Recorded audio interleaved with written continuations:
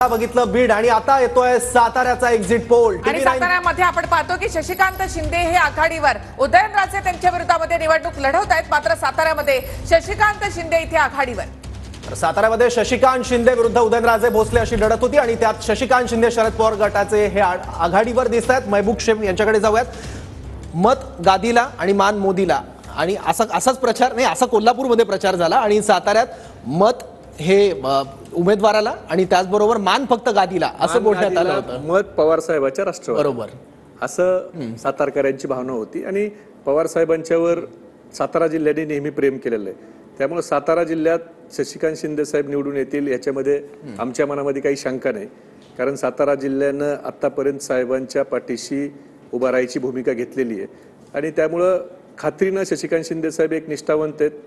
वाईट काळात शरद पवार साहेबाच्या पाठीशी उभा राहिले एक लढवय्या कार्यकर्ता, एक नेता, माथाडी कामगारातून आलेला एक सर्वमान्य कुटुंबातला माणूस, हा कॅबिनेट मंत्री होतो।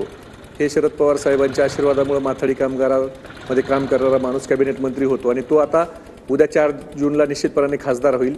हा अंदाज आपला 100% बरोबर आहे। चांगल्या फरकानं शशिकांत शिंदे साहेब निवडून येतील। लोकांच्या सुखदुःखात त्यांचा सहभाग मोठा असतो आणि कोरेगाव मतदारसंघाचे ते आमदार असताना, विधान परिषदेवर असताना देखील जिल्ह्यातल्या राष्ट्रवादी काँग्रेस पक्षाला सातारा जिल्ह्यातल्या ताकद द्यायचं काम हे शशिकांत शिंदे साहेबांनी नेहमी केलेलं आहे। त्यामुळे शिंदे साहेब निवडून येतील याच्यामध्ये काय माझ्या मनात शंका नाही।